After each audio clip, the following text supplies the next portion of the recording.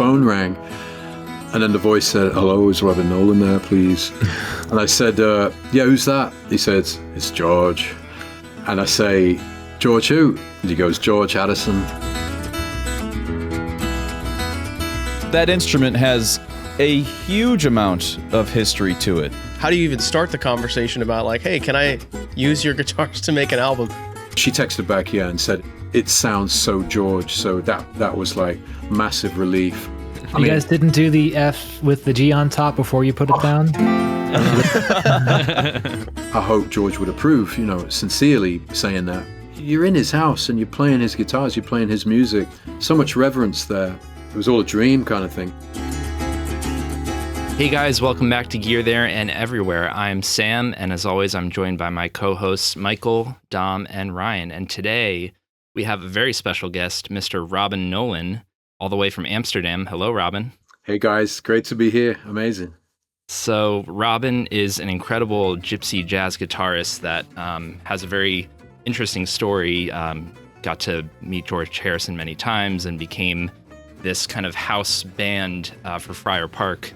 You're going to explain it much better than I can, but most recently he's well known for this album, For the Love of George, where he got to play 3 Beatles guitars on it.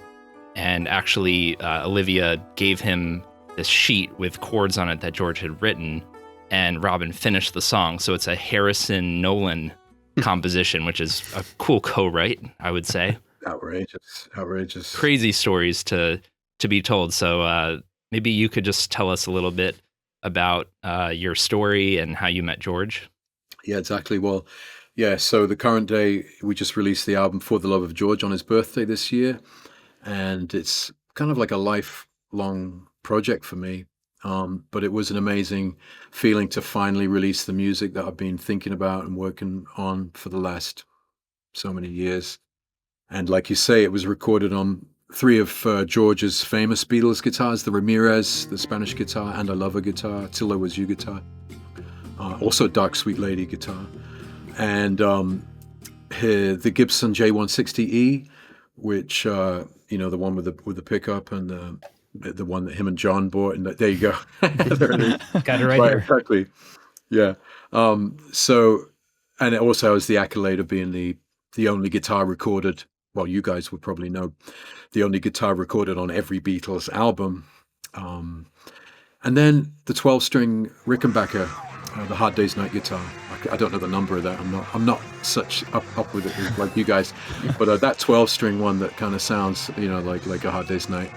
So that album was released, and like you say, there was also a track, For the Love of George, the title track, which is a co-write with George, from this envelope, like you say, that Olivia texted me with these chords scribbled out, and I kind of put together the song.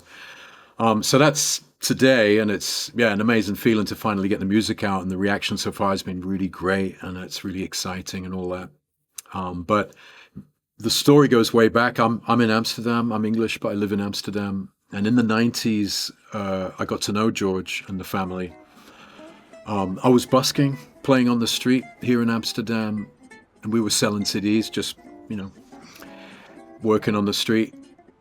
Come rain, come shine. And one day, unbeknown to us, this is one of those stories which you kind of can't believe, but one of George's gardeners, because George's place, Friar Park, it's an amazing kind of Gothic mansion, but with these amazing gardens as well. So one of his gardeners, he had many gardeners, was in Amsterdam on holiday, and he saw us playing on the street, and he thought, you know what, George might dig that. So he bought a CD from us, and blah-de-blah. And then a few days later, we were just sitting in our apartment, and, those days weren't easy. We were like 16 of us in an apartment, and it was like, it was raining, you couldn't work, and it was really exciting. We were really young. And anyway, the phone rang, and I just had this surreal conversation with a Beatle, because I picked it up and left. I picked it up and said, "Hello." And then the voice said, "Hello, is Robin Nolan there, please?" And I said, "Yeah, who's that?" He says, "It's George." And I say, "George who?" And he goes, "George Addison." And I say, "That's really funny that I'm just looking around, seeing who's in the room. Who is it? Who is it?" So I thought it's my brother. I said, come on, man. And so it was like, who's having me on? And then it was like the guy on the phone just stayed kind of deadpan and just chilled and said, no, it's George. One of my gardeners was in Amsterdam, and he started telling the story, and I was like, fucking hell, it's actually him. So then it was all, your mind just goes all, and then I was trying to be cool, but couldn't be cool. My voice changed. It was like, hi, hi, George. And it was kind of like, hi, George. Anyway, he was obviously really cool, and he just said, look, we're having this party and thought you lads might come over and play for us. So there was one little funny bit on the conversation, because I said to him, I'll just check my agenda, because, we're a bit busy, not, the agenda's empty. It's like, yeah, it's the 23rd. I said, oh, perfect, man. We could fit you in, So anyway, put the phone down. It was like, wow, just an unbelievable kind of euphoric feeling. And then it actually happened, and we flew over to London, which was a big deal in those days. We didn't do much traveling, and it was like, wow, we're flying to London. And there was a guy with my name at the airport, Robin Nolan, in a fancy car. We drove through the countryside. He had just dropped off Angus Young. That was the funny story as well. Wow. One of these, another hero of mine, So wow. Anyway, we drove out to Henley-on-Thames. It's this gorgeous little village about 45 minutes west of Heathrow. And then we get to Friar Park, and then, there's these gates to Friar Park. And then it's this kind of like intimidating, like incredible fantasy looking place. And then the gates open, and then you just go up into the world of George Harrison, which is absolutely amazing, life-changing and inspiring.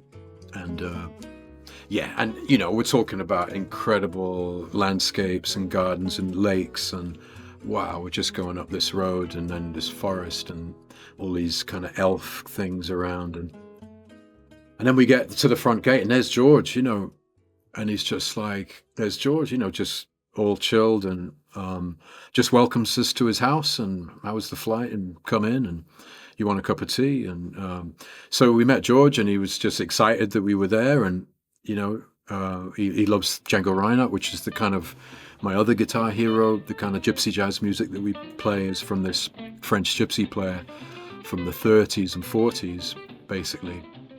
And I think George loves that music, so he was really excited to have us play there. Who do you think is the best guitarist? Because you actually are a guitarist. Best guitarist?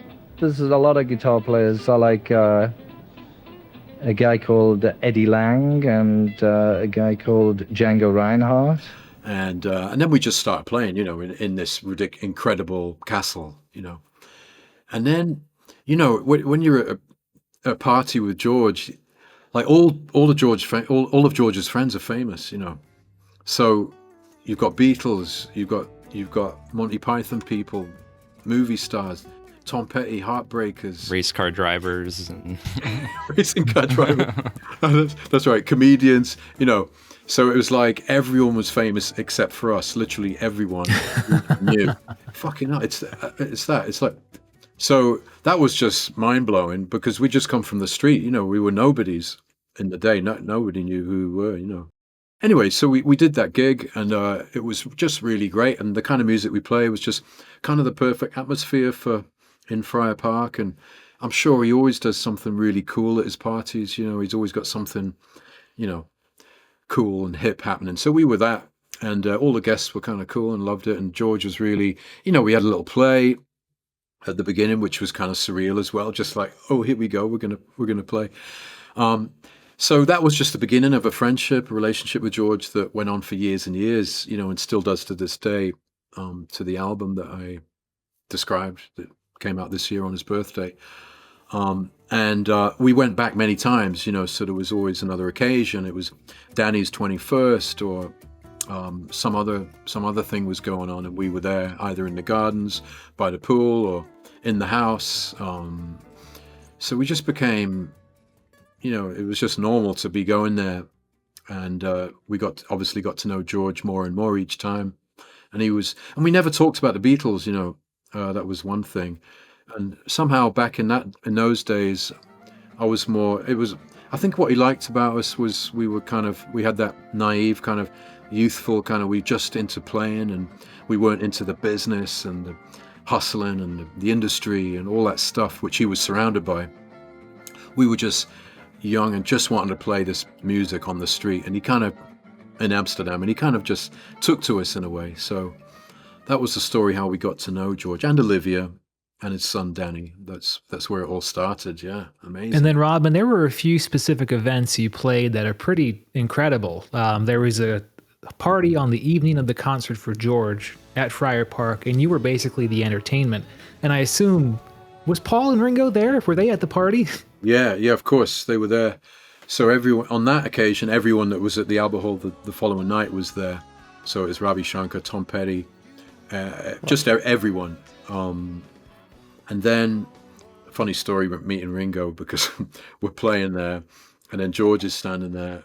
This was actually the first time we were there, and George is standing there, standing there with like these Mexican beers, and then Dos Equis, it was George's favorite beer, and they're standing there with Dos Equis, and then George goes. It was just a Beatles moment because we'd stopped playing, and George goes, "Ringo, band, Ringo."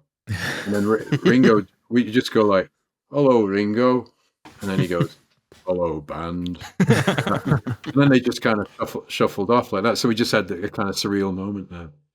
But yeah, that was obviously after George had passed. You know, I think it was 2002, and that was really emotional. Billy Preston was there on the piano, and so it was just always amazing to be amongst, you know, like A-list celebs and musicians, you know, the musicians that change the world and that we all love.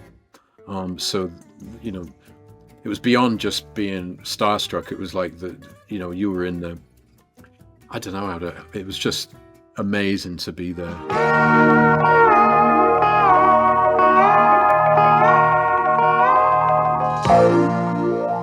Did folks like come up and talk to you? Because I know if I'm at a wedding, I usually hate it. But if there's a band or someone playing a guitar, I tend to hyper focus on them. These are all musicians, so I'm sure they kind of felt the same way. Did they come up and talk to you? Yeah, exactly. We met so many people just talking to us casually, like Stevie Winwood or Paul McCartney was always, you know, obviously, you know, Paul, you know, is very chatty and interested in music. So, you play those chords, you know, talking about a song or one, you know. We met so many people like that. Everyone was really curious about the music, and I think because if we were there playing rock and roll or Beatles covers or, you know, blues, it would be a different vibe, you know, because we were playing. The thing that we had was that we knew that no one there could actually play what we were playing. So we, you know, if you were a Beatles cover band playing, you'd be shitting your pants. I mean, it's like absurd, you know. But because we played this music, there was a certain respect back, you know. And all those rock guys, they loved Django Reinhardt. They loved that stuff, the acoustic stuff, you know. So it was just a really good vibe. And with Olivia kind of there, the energy was just always so fantastic. How many times do you think you played there? Perhaps. I haven't really counted, maybe 10 times. Okay. Wow, that's cool. Something like that. Did you have any like favorite interactions with him while he was still living? Things that really stick out and you still kind of think about?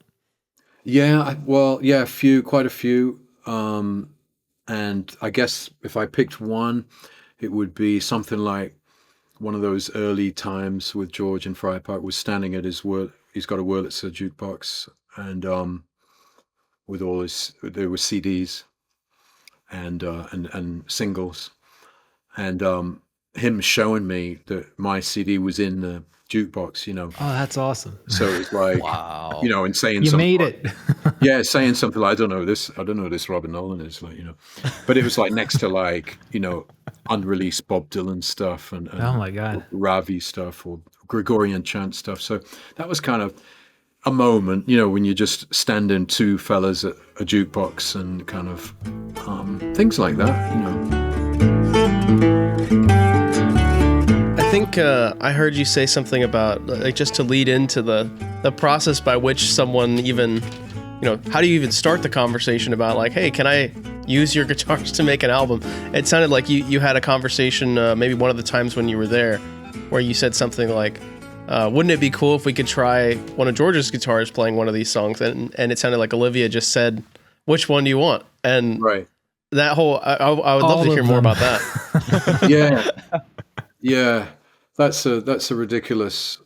I had been previously with Danny, upstairs to the magical rooms, So I'd seen all the guitars and, kept my cool, what they are, it's just a wall with the, the crown jewels. It's like being in a Rembrandt museum or something surrounded by priceless paintings, So, but yeah, that moment, because it's hard, it's even though we're friends and all, it's hard to ask something like that because it feels like a big ask, it feels like, wow, and you're kind of thinking about it, but the time was right at that party with Olivia because it was her birthday party. It was only like 15, 20 people there. And it wasn't like, McCartney and Ringo Starr. It was like kind of like more regular kind of people,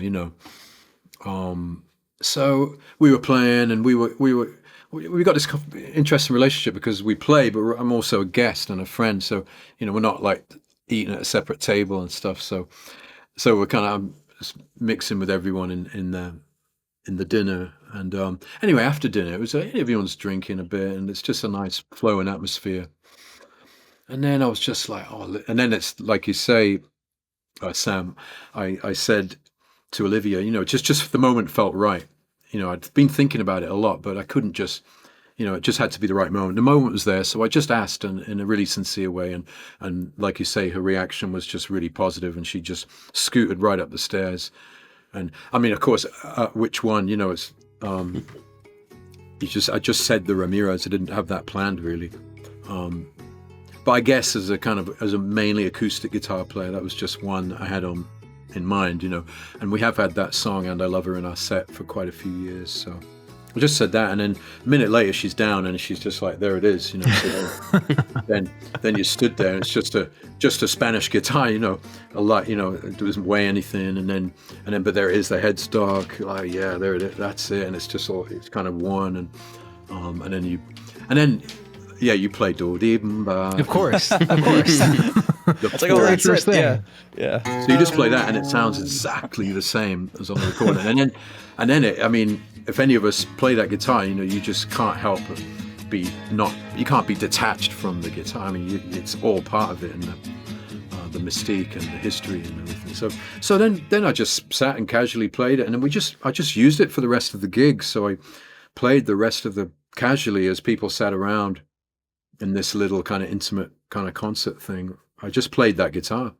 So then we played And I Love Her, and everyone sat down. Everyone kind of knew it was George's guitar, and that was kind of, it was a bit of a kind of, it was a bit one of those moments. So we just played And I Love Her, and it was just, you play extra kind of sensitive, and you put everything into it, best you can.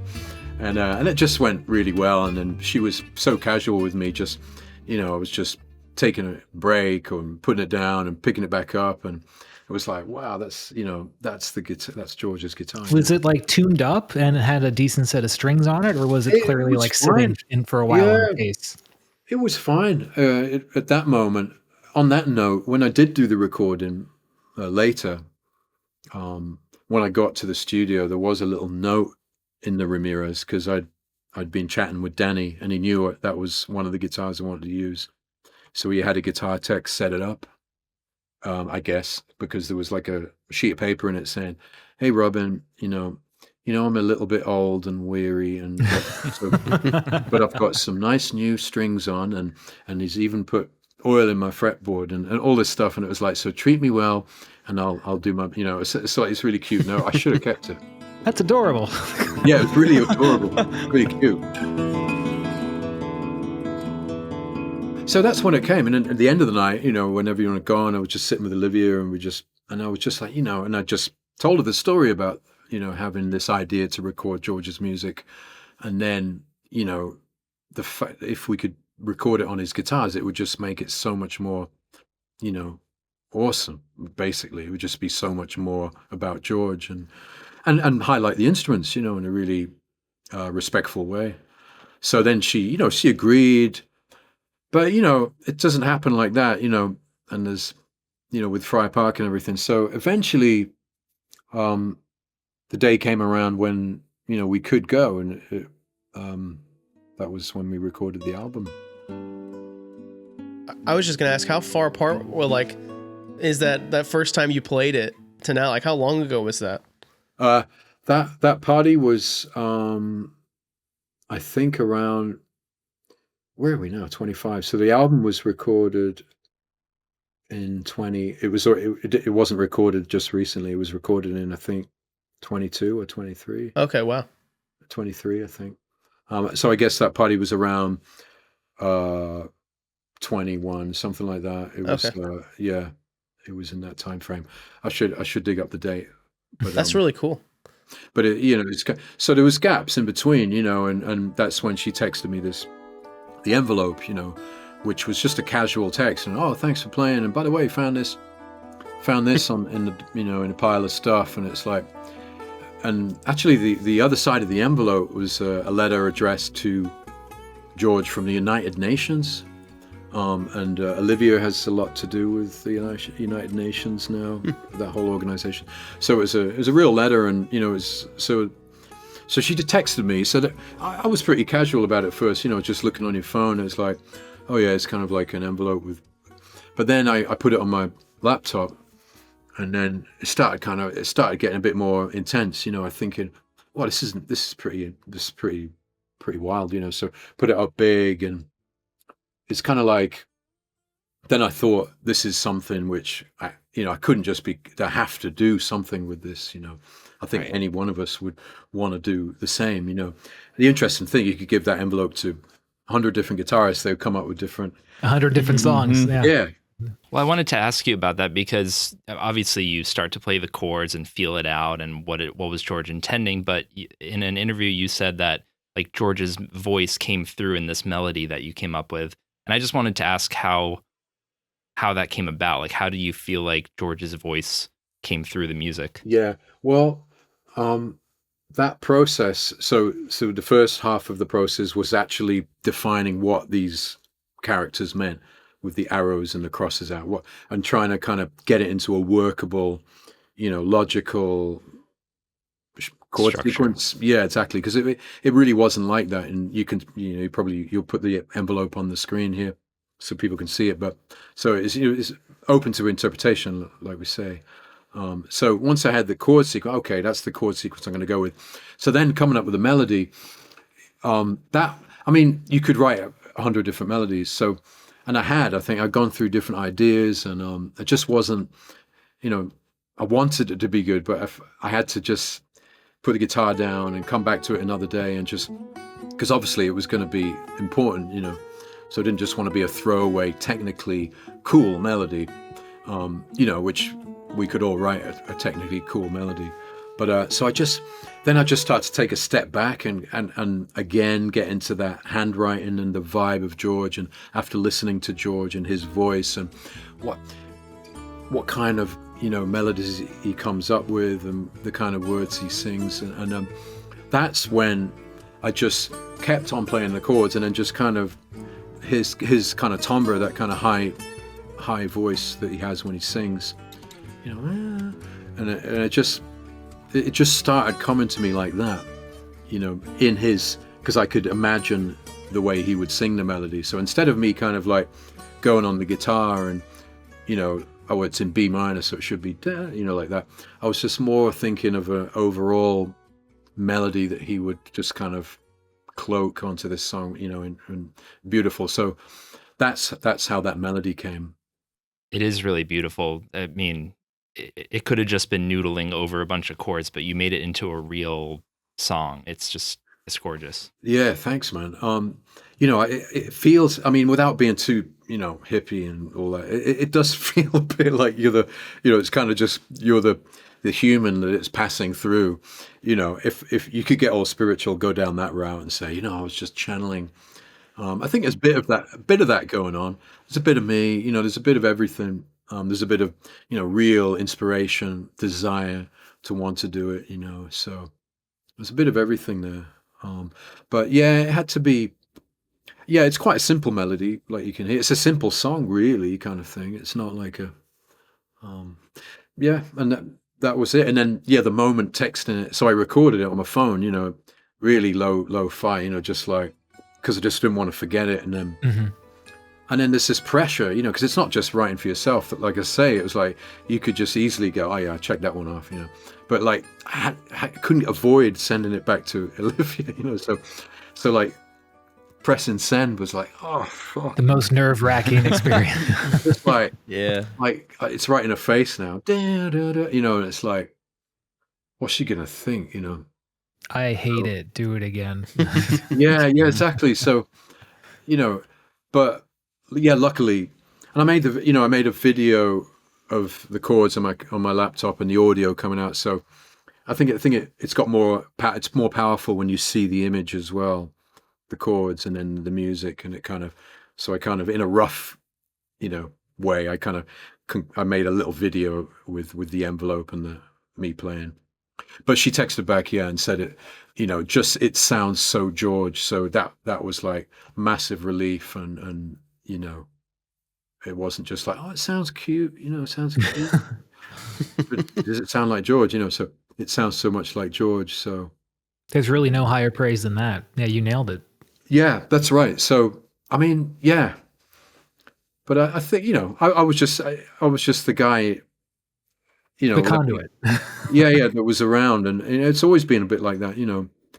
Things just happen. But yeah, I just did my best. I did my best and made the best melody and chords I could. And so that was after you already discussed with Olivia the idea for recording a George album and all that. Right, exactly. That in the sequence of things, that was after.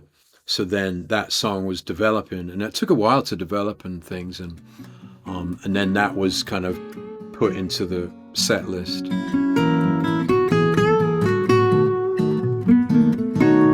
It sounds like you only had like about a day to go and do this. Does that mean you worked out the arrangements for everything and like probably had already recorded everything and then just knew what you needed to record when you got there? Or how did that process work? Yeah, exactly. Something like that. So in the end, we had 2.5 days. 2 days and a bit at Friar Park, but yeah. So basically, we didn't know how much time we'd have, so what we did is we just recorded backing tracks for the 11 songs, just me and a bass player.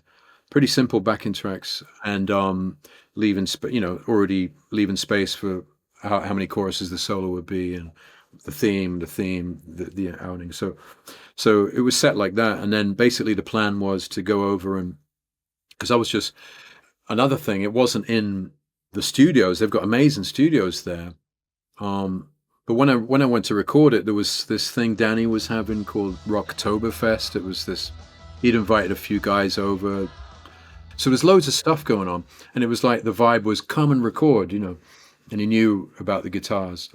So what we did, we brought our own equipment. So we just kind of instead of being because it might not have happened in the studio because it would just take more time. It would take more time and be more people involved and engineers and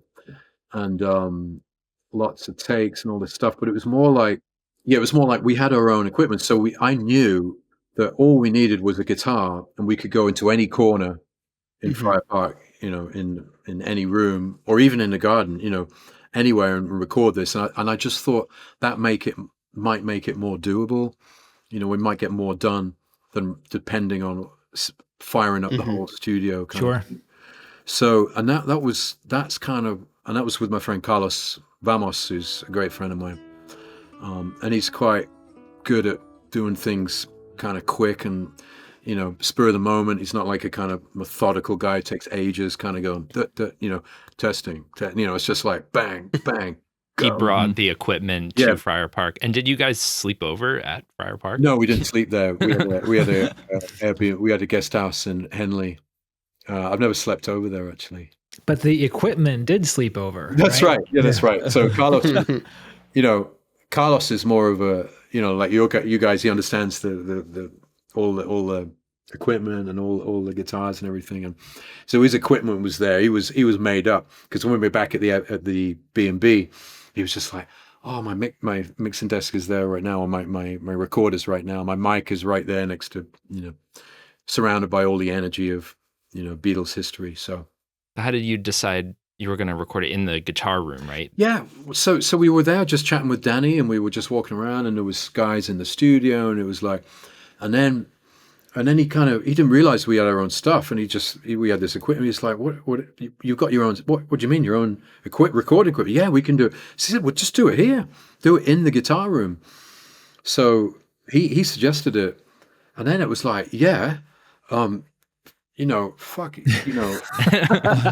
seen pictures of that wall, with the Duo Jet and all that massive collection and all the Grammys and all the stuff. So it's all around, and it's kind of it's real private, personal kind of, it's just beautiful windows looking out over the garden. And so, yeah, perfect. Then we don't have to, we can just literally reach to the wall and take it off. Was there anything that was off limits, or were you allowed to just use whatever, or how did that work? We were basically we had the complete trust. Wow. To record. Did you noodle with any other guitars besides the ones you recorded? Yeah, how did you pick the ones that you went with? Yeah, so the Ramirez was clear because I wanted to record Anna Lover and do the same, have the same guitar, record the same song. The J-160, I was the plan was to keep acoustic. Maybe if it ever happened again, I could use electric ones and do more of an electric thing. But so it's kind of like keeping more acoustic. So then that's where the J-160, and with its heritage, with its history, I just thought it'd be amazing to have that recorded on this album. So that one, and then the Rickenbacker, that was actually not planned. The intro to that For the Love of George song. Yeah, all three guitars are on that song, right? Yeah, all three guitars on that one. I just thought for the intro, it's got that kind of the 12-string vibe. It just sounds so Hard Day's Night. Sounds very Beatle-y, yeah. Yeah, very Beatle-y, and that B minor thing at the beginning and at the end. I only used the Rickenbacker for the intro and the outro, so that was the reason for that. And I guess I just couldn't go beyond that. Let's just keep it. You had a simple. job to do, yeah. Were the guitars so the J-160? You mentioned in pre-interviews that the action was a bit high and the strings were old. Can you go into some more detail about the condition of the J-160 and the 360-12? Because we're complete nerds about this shit. So the J-160, like you say, the action was high, especially for playing lead, and my guitar's a lot lower than that. So you really had to work for your sound. It was high. The strings were thick, which isn't ideal, and also it kind of it was like waking up from a sleep or something. It was like, it was like groaning. It was like, because when we first played, if you listen to the first note of While My Guitar Gently Weeps, I just do it as a ballad, dun, dun, dun, you can hear a real buzz.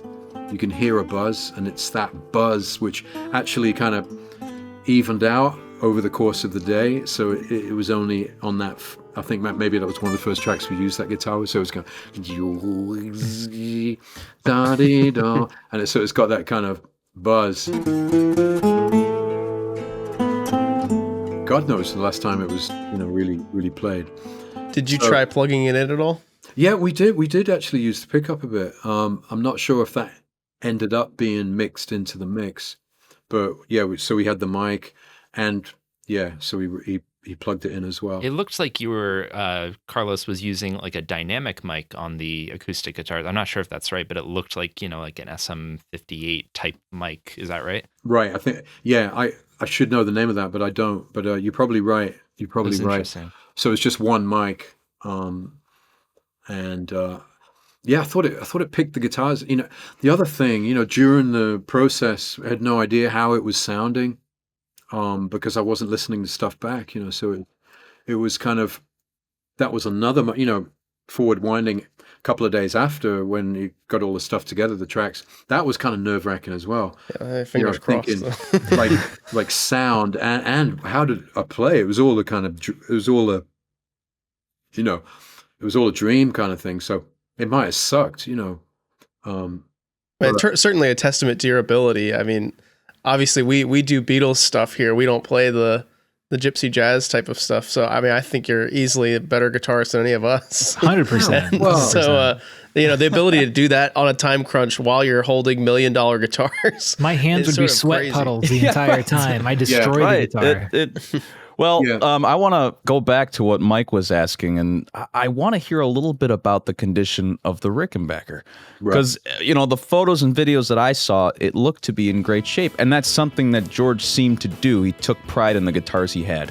Yeah, that guitar 100% was in perfect mint condition, really great shape.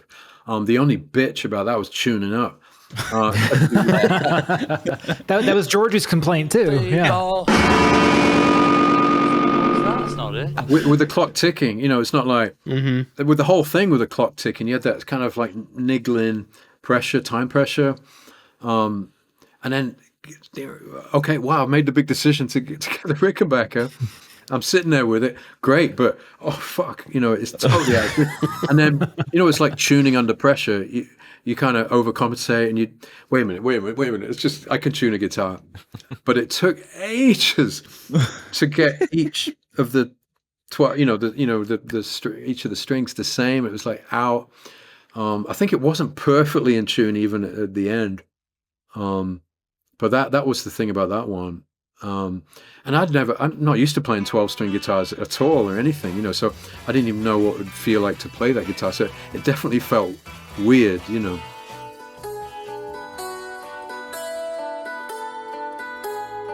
Can you describe, like, I mean, this is something that as Beatles nerds and fans, we will never get to do. We will not play George Harrison's 360-12 or J-160. So you have to we have to extract this from you.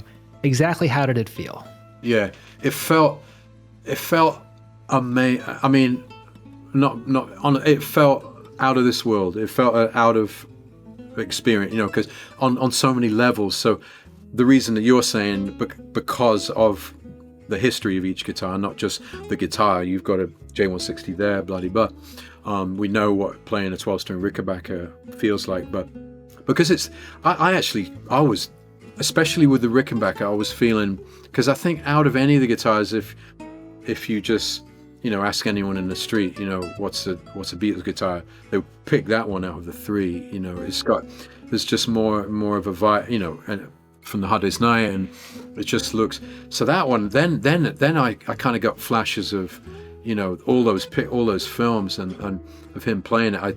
I started to get a little bit kind of, you know, heart rate and like actually feeling nervous about that one in particular somehow, because it was like, that is a fucking real Beatles guitar, and then you've got that imposter, you know, the devil in your mind saying, what the fuck are you doing here, man? Like you had to keep really just cool, and but that one felt really like, man, I really wanted it, and I was so happy just to get it tuned up. And it didn't take that long once, you know, just to do that little intro and the outro. I did it up an octave at the top of the guitar, and then once we'd had that, I was like, oh, I could put it back on the wall, because Carlos wouldn't put it on the wall because, you know, it was fear of dropping it, you know. I mean, you guys didn't do the F with the G on top before you put it down? That should have been done. Maybe next time. Maybe. I do want to ask, while we're on the topic of that guitar, did it have flat wound strings on it? I couldn't tell you, man. Okay. on the Rickenbacker. People would hate if we didn't ask that at least. What's up? Oh, he's sulking again. I'll show him. I did want to tell you real quick, just so you know, in case you didn't know, the John's J160 was actually stolen in 1963. So John used that J160 you played on like the entirety of the Hard Day's Night album when he was using the acoustic, and that's the same acoustic. That's the lead part on I Feel Fine. That's John playing that part. The ding ding diddle ding ding ding. Yeah, that's that guitar. See that? So that exact one. That's kind of what I thought, but you're more qualified to say that. And that's right. So there was a mix-up, like you're saying, 63. They had the two from Rushworth's in Liverpool. The pictures of them there, you know, when they got them. and yeah, John's was nicked. No, George's was nicked. What? There was sort of they had mixed them up initially, and so it was George's from the store, but it was John's personally that got stolen, and then he replaced his in like around August or September of '64, but maybe a little bit later. But it was definitely, from pictures we have, it was definitely the one used on I Feel Fine. They were sharing it for most of like early '64 and with the Beatles, and it would have been the one that was in the movie as well. He plays If I Fell in the movie, and you can see him using it. Yeah, that's right. And that retrospectively for me now, when I look at, you're seeing Beatles stuff every day. When I see that guitar, like you say, with John playing it, there's a small bit of me which is like, fucking hell, and then you kind of recognize it. All three of those guitars, it's kind of like, I don't know, it's just a personal feeling. It's incredible. When I see them now. Were there, before we move on from the technical bit, were there any of the necks that you felt were surprisingly thick or thin or anything like that? Yeah, the Gibson was definitely an easy neck for me. It was definitely comfortable to play. The Ramirez obviously is more of a classical guitar neck, so it's like wider. So that was, well, I'm used to that as well on a Spanish type of guitar. So that's got a thicker neck, wider neck. Sorry, and the Rick was definitely a slim neck. Yeah. Mm. Have you played any of the like the reissues of the J160 or the 36012? I know two of us here, Dom and Ryan, have played my 36012 C63, and one of the striking things about the pictures and video of you was how similar it looked to the C63. Yeah, and I think Dom would agree that it's the most playable 12-string we've ever held. The action is low, silky smooth. Was the real thing like that? I'm very curious. Yeah, it did feel really good. Very playable, low action. Low action on that one, yeah. Okay. Yeah, definitely. Yeah, absolutely silky smooth. Yeah, I would say for the you're talking about the Rickenbacker, right? Yeah, of course. Yeah, absolutely. It was extreme circumstances, so it wasn't just a relaxed kind of, oh, today's the Rickenbacker day. Oh, it was like, there it is, tune it up. Oh God, I can't tune it. I can't hear anything. Like my ears are ringing. Like, what time is it? So all those normal questions which you're asking is kind of, I wasn't thinking that way somehow. I was just. It's like the story of the men who land on the moon, and they're asked like, "What did it feel like?" And they say, "I have no idea what it felt like. I was focused on my instruments." Yeah, right. That's same idea. Yeah, it was special and memorable, but it was only instantaneous because there was work to do. Yeah. We'd like to hear what they'll do. Okay, let's see. The Beatles have announced they will no longer perform as a group. I would say the same thing. You had your mission. Right, exactly. As my kind of final kind of question, and I'll make this an exercise for the team, I'm going to share a picture. So pretend you're in this position. You're going to record at Friar Park, and you have 3 guitars to pick. Now you have to assume the duo jet's in here somewhere. I don't quite see it. Right. But let's go around, guys. Dom, you have 3 you're putting guitars. me on the spot first. Yeah, of course. I love putting you on the spot first. Oh, thanks, man. I appreciate it. Rocky. Right. Yeah, Robin, that must have been very tempting not to choose Rocky. You know what? I'm looking at slide that. solo. Every time I see the Rocky, I'm wanting to pick it up, wanting to play it, get the vibes from that one. Just looking at that picture, I would have picked Rocky too. All right, Dom, you got 2 more. I got 2 more. All right. You got 2 more. You get 3, just like Robin did. Okay. All right. Well, the Rick for sure. I'm kind of a sucker for that sound. And probably the Casino. I have one myself, and I like it a lot. I think it sounds really good. Lends itself well to both, a acoustic guitar, if you will, or plugging it in. It's nice. Ryan, how about you? Well, I think the Rick's got to be probably number 1 because I gotta do the Hard Day's Night chord on it. Oh, of course. But the Duo Jet's probably next. I don't know if that's in this one, but we know he still has it. So the Duo Jet's probably in there, and then I also don't know if the J160 is in this picture, but the J160 would be probably the next one. Lucy is tempting, Casino is tempting, but Duo Jet and Rick are definitely the first two, but that Duo Jet and that J160, that's like the first album. So Right. I mean that sounds fantastic. I'm going to mostly stick with Robin's picks. I'm going to say the J160 for sure. It'd be my only chance to play a Beatles J160. The 12, obviously. I mean, it's one of the most iconic guitars of all time. Got to play the Hard Day's Night chord, play Ticket to Ride. And then Rocky. Yeah, we've gotten really into Rocky recently, guys. A little bit. You've hooked me. So yeah, it'd be hard to turn down picking that thing up and seeing how crazy it looks in real life. All right, Sam, how about you? I already know because they're my 3 favorite Beatle guitars, although the Rosewood's not in this picture, but we know at least Danny has it now. So the Rosewood. Man, I seriously, I think I have to stop playing these things.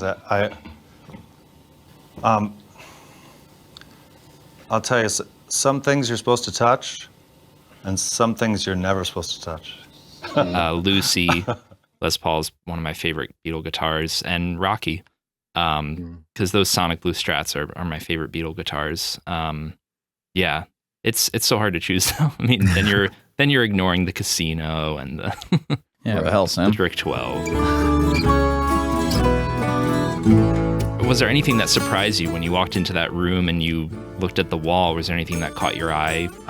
It's kind of like there's so much stuff there, and the rooftop, and Rocky. There's some which triggers so many emotions and memories and visuals that it's kind of hard to see it. And under those circumstances, it's kind of hard to see it just casually as a nice guitar collection.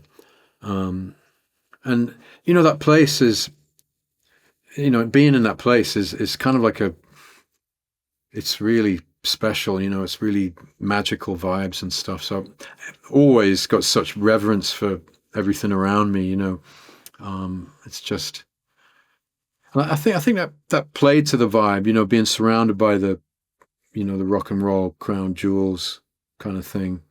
That definitely, where you're in presence of all those instruments and all the things that they had done. Yeah, guitar and the whole spirituality of George. I don't know about you, but that's a whole other element of his life that has touched me in a deep way. So I don't know if you ever talked to Olivia about that kind of stuff, but yeah, I eat it up. Oh yeah, she's told me that George is loving this, and he's listening, and he's just loving it. Yeah, she's really, on that spiritual plane, and absolutely just so happy that it, it's like you say at the beginning, it's come full circle, and it's all about George and his guitars and his music, and it's just happy to be part of it. It's just a great story. So see what happens next. Well, if there's anything we could say we've learned here, it's that George clearly had an incredible interview process for his gardeners. Yeah. It's just one of those things that by chance, and it's the universe going like that. Could easily not have happened, and yeah, it's really cool. And for me, I'm just a guy making a living, playing guitar and teaching and doing tours, and I'm not playing big places. I'm just, I've got a family, but this whole thing of George and that whole world since day one has just been a kind of really beautiful thing, which can, even if you're broke or you're struggling or things are going on, and it gives you a little bit of comfort. It's a joy, man. It's a joy.